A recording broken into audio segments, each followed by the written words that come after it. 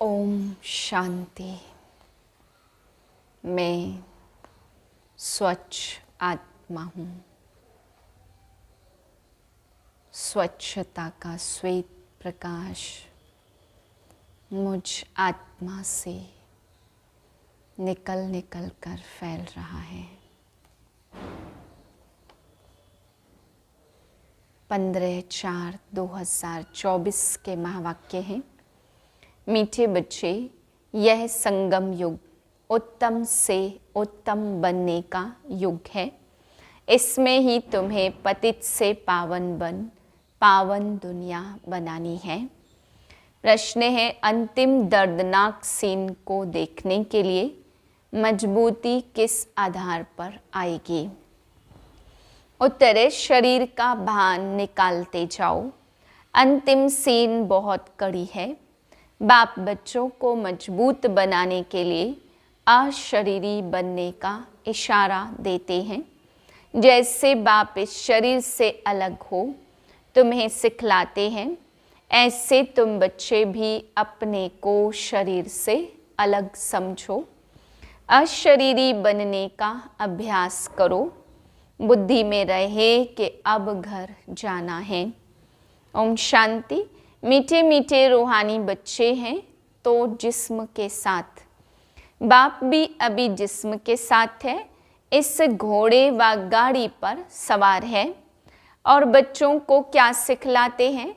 जीते जी मरना कैसे होता। और कोई यह बातें सिखला न सके सिवाय बाप के। बाप का परिचय सब बच्चों को मिला है। वह ज्ञान का सागर पतित पावन है। ज्ञान से ही तुम पतित से पावन बनते हो और पावन दुनिया ही बनानी है। इस पतित दुनिया का ड्रामा प्लान अनुसार विनाश होना है। सिर्फ जो बाप को पहचानते हैं और ब्राह्मण भी बनते हैं, वही फिर पावन दुनिया में आकर राज्य करते हैं। पवित्र बनने के लिए ब्राह्मण भी जरूर बनना है। यह संगम युग है ही पुरुषोत्तम, अर्थात उत्तम ते उत्तम पुरुष बनने का युग। कहेंगे उत्तम तो बहुत साधु संत महात्मा वजीर अमीर प्रेसिडेंट आदि हैं, परंतु नहीं, यह तो कलयुगी भ्रष्टाचारी दुनिया पुरानी दुनिया है। पतित दुनिया में पावन एक भी नहीं। अभी तुम संगम युगी बनते हो। वह लोग पतित पावनी पानी को समझते हैं। सिर्फ गंगा नहीं, जो भी नदियां हैं, जहाँ भी पानी देखते हैं, समझते हैं पानी पावन करने वाला है। यह बुद्धि में बैठा हुआ है। कोई कहाँ जाते हैं। पानी में स्नान करने जाते, परंतु पानी से तो कोई पावन बन नहीं सकता। अगर पानी में स्नान करने से पावन हो जाते, फिर तो इस समय सारी सृष्टि पावन हो जाती। इतने सब पावन दुनिया में होने चाहिए। यह तो पुरानी रस्म चली आती है ना। सागर में भी सारा किचड़ा आदि जाकर पड़ता है, फिर वह पावन कैसे बनाएंगे? पावन तो बनना है आत्मा को।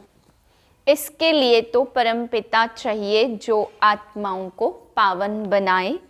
तो तुमको समझाना है, पावन होते ही सतयुग में है, पतित होते हैं कलयुग में।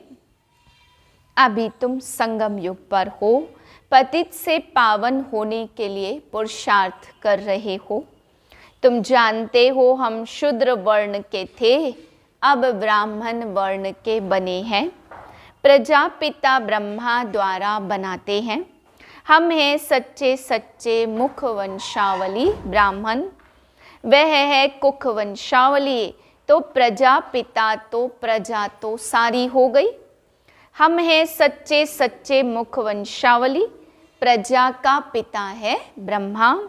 वो तो ग्रेट ग्रेट ग्रैंडफादर हो गया। यह तो बच्चों को बताया, ब्रह्मा भी पुनर्जन्म लेते हैं। ब्रह्मा और सरस्वती माँ और बाप वही फिर महाराजा महारानी लक्ष्मी नारायण बनते हैं। जिनको विष्णु कहा जाता वही फिर 84 जन्मों के बाद आकर ब्रह्मा सरस्वती बनते हैं। यह राज तो समझाया है, कहते भी है जगत अम्बा तो सारे जगत की माँ हो गई। लौकिक माँ तो हर एक की अपने अपने घर में बैठी है, परंतु जगत अम्बा को तो कोई जानते ही नहीं है।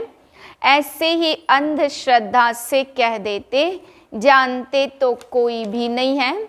जिसकी पूजा करते उनके ऑक्यूपेशन को नहीं जानते। अभी तुम बच्चे जानते हो रचयिता है ऊंचते ऊंच बाप। यह उल्टा झाड़ है, इसका बीज रूप है ऊपर में। बाप को ऊपर से नीचे आना पड़े तुमको पावन बनाने। तुम बच्चे जानते हो बाबा आया हुआ है हमको सृष्टि के आदि मध्य अंत का ज्ञान देकर फिर उस नई सृष्टि का चक्रवर्ती राजा रानी बनाते हैं। इस चक्र के राज को दुनिया में तुम्हारे सिवाय और कोई भी जानते नहीं। बाप कहते फिर 5000 वर्ष बाद आकर मैं तुमको सुनाऊंगा। यह ड्रामा बना बनाया है। ड्रामा के क्रिएटर, डायरेक्टर, मुख्य एक्टर और ड्रामा के आदि मध्य अंत को न जाने तो उनको बेअक्ल कहेंगे ना। बाप कहते 5000 वर्ष पहले भी हमने तुमको समझाया था, तुमको अपना परिचय दिया था, अब दे रहे हैं। तुमको पवित्र भी बाप ने बनाया जैसे अब बना रहा हूँ। अपने को आत्मा समझ बाप को याद करो। वही सर्वशक्तिमान पतित पावन है। गायन भी है अंतकाल जो फलाना सिमरे। वल वल अर्थात घड़ी घड़ी ऐसी योनि में जाए। इस समय तुम जन्म तो लेते हो, परंतु सूकर कुकर कुत्ते बिल्ली आदि नहीं बनते हो। अभी बेहद का बाप आया है, कहते हैं मैं तुम सभी आत्माओं का बाप हूँ। यह सब काम चिता पर बैठ काले हो गए हैं। इन्हों को फिर ज्ञान चिता पर चढ़ाना है। तुम अब ज्ञान चिता पर चढ़े हो तो ज्ञान चिता पर चढ़ फिर विकारों में जा न सके। प्रतिज्ञा करते हैं हम पवित्र रहेंगे, बाबा कोई वह राखी नहीं बंधवाते। यह तो भक्ति मार्ग का रिवाज चलाता। वास्तव में यह है इस समय की बात। तुम समझते हो पवित्र बनने बिगर पावन दुनिया का मालिक कैसे बनेंगे। फिर भी पक्का कराने के लिए बच्चों से प्रतिज्ञा कराई जाती। कोई ब्लड से लिख कर देते, कोई कैसे लिखते हैं। निराकार साकार में आते हैं ना। जैसे बाप परमधाम से उतरते वैसे तुम आत्माएं भी उतरती हो। ऊपर से नीचे आती हो पार्ट बजाने। यह तुम समझते हो, यह है सुख और दुख का खेल। आधा कल्प सुख आधा कल्प दुख। तो बाप समझाते 3/4 से भी तुम जास्ती सुख भोगते हो। आधा कल्प के बाद भी तुम धनवान थे। कितने बड़े मंदिर आदि बनवाते, दुख तो पीछे होता जब बिल्कुल तमो प्रधान भक्ति बन जाती है। बाप ने समझाया तुम पहले पहले अव्यभिचारी भक्त थे, सिर्फ एक की ही भक्ति करते थे। जो बाप तुमको देवता बनाते, सुख धाम ले जाते, उनकी ही तुम पूजा करते हो। फिर बाद में व्यभिचारी भक्ति शुरू होती है। पहले एक की पूजा और फिर देवताओं की पूजा करते थे। अभी तो 5 भूतों के बने हुए शरीरों की पूजा करते हैं। चैतन्य की भी तो जड़ की भी पूजा करते। 5 तत्वों के बने हुए शरीरों को देवताओं से भी ऊंच समझते हैं। देवताओं को तो सिर्फ ब्राह्मण हाथ लगाते, तुम्हारे तो ढेर के ढेर गुरु लोग हैं। यह बाप बैठ बताते हैं, यह दादा भी कहते, हमने भी सब कुछ किया। भिन्न भिन्न हठ योग आदि, कान नाक मोड़ना आदि सब कुछ किया। आखिर इन सब कुछ छोड़ देना पड़े। वह धंधा करे या यह धंधा करे। पिन की सुस्ती आती रहती थी, तंग हो जाता था। प्राणायाम आदि सीखने में बड़ी तकलीफ होती है। आधा कल्प भक्ति करते थे, बाप बिल्कुल एक्यूरेट बताते हैं। वह कहते भक्ति परंपरा से चली आती है। मनुष्य बिल्कुल भी समझते नहीं हैं, मूढ़ बुद्धि है ना, तो सतयुग में तो ऐसे नहीं कहेंगे। बाप कहते मैं हर 5000 वर्ष बाद आता हूँ, शरीर भी उनका लेता हूँ जो अपने जन्मों को नहीं जानते। नंबर 1 जो सुंदर था वही अब श्याम बन गया है। आत्मा भिन्न भिन्न शरीर धारण करती है, तो बाप कहते जिसमें मैं प्रवेश करता हूँ उसमें अभी बैठा हूँ। क्या सिखलाने? जीते जी मरना। इस दुनिया से तो मरना है ना, अभी तुमको पवित्र होकर मरना है। मेरा पार्ट ही है पावन बनाने का। तुम भारतवासी बुलाते ही हो हे पतित पावन, और कोई ऐसे नहीं कहते हे लिबरेटर, दुख की दुनिया से छुड़ाने वाले आओ, सुख धाम ले चलो। वह है प्रवृत्ति मार्ग वालों के लिए। तुम जानते हो हम प्रवृत्ति मार्ग में पवित्र थे। बेहद का बाप बेहद का सुख देने वाला है। इस छीछी गंदी दुनिया से हमको ले जाएंगे अपने साथ। भक्ति मार्ग में तुम्हारी आत्मा कहती थी बाबा आप आएंगे तो हम वारी जाएंगे, हम आपके ही बनेंगे, दूसरा कोई नहीं। नंबरवार तो है ही, सतयुग में रोने का नाम नहीं होता। यहाँ तो देखो कितना रोते हैं। जब स्वर्ग में गया तो फिर रोना क्यों चाहिए, और ही बाजा बजाना चाहिए ना। वहाँ तो बाजा बजाते और खुशी से शरीर छोड़ देते हैं। यह रस्म ही शुरू यहाँ से होती। यहाँ तुम कहेंगे हमको अपने घर जाना है, वहाँ तो समझते पुनर्जन्म लेना है। तो बाप सब बातें समझा देते हैं। भ्रमरी का मिसाल भी तुम्हारा है। तुम ब्राह्मणिया हो और विष्टा के कीड़ों को तुम भू भू करती हो। तुमको तो बाप कहते इस शरीर को भी छोड़ देना है, जीते जी मरना है। बाप कहते अपने को आत्मा समझो। अब वापस जाना है, अपने को आत्मा समझ बाप को याद करना है। देह को भूल जाओ, बाप तो बहुत मीठा है ना। कहते हैं तुम बच्चों को विश्व का मालिक बनाने आया हूँ।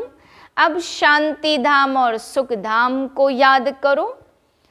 इशारे में बाप सम्मुख बैठ समझाते मैं भी आत्मा तुम भी आत्मा। अभी घर जाना है, यहाँ तो रहने का नहीं है, यह भी जानते हो। अभी विनाश होना है। भारत में रक्त की नदियाँ बहेंगी, फिर भारत में ही दूध की नदियाँ बहेंगी। यहाँ सब धर्म वाले इकट्ठे हैं, सब आपस में लड़ मरेंगे। यह पिछाड़ी का मौत है। पाकिस्तान में क्या क्या होता, बड़ी कड़ी सीन थी। कोई देखे तो बेहोश हो जाए। अभी बाबा तुमको मजबूत बनाते हैं, शरीर का भान भी बाबा निकाल देते हैं। बाबा ने देखा बच्चे याद में नहीं रहते, बहुत कमज़ोर हैं, इसलिए सर्विस भी नहीं बढ़ती है। घड़ी घड़ी लिखते बाबा याद भूल जाती, बुद्धि लगती नहीं है। बाबा कहते योग अक्षर छोड़ दो, तुम विश्व की बादशाही देने वाले बाप को क्यों भूल जाते हो।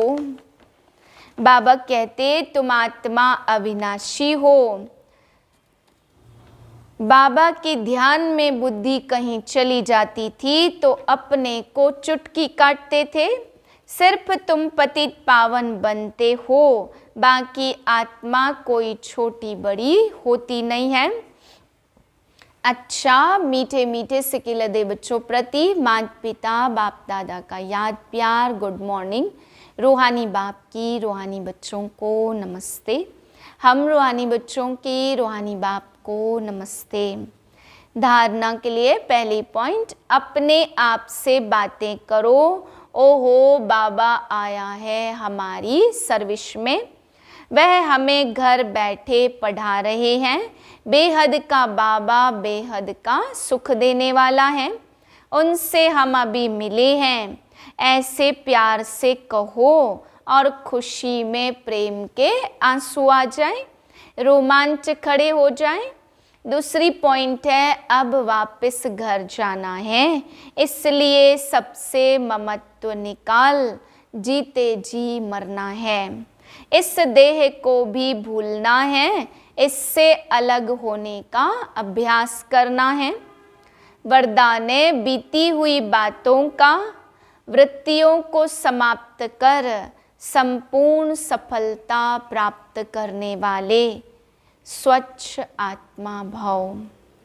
सेवा में स्वच्छ बुद्धि, स्वच्छ वृत्ति और स्वच्छ कर्म सफलता का सहज आधार है।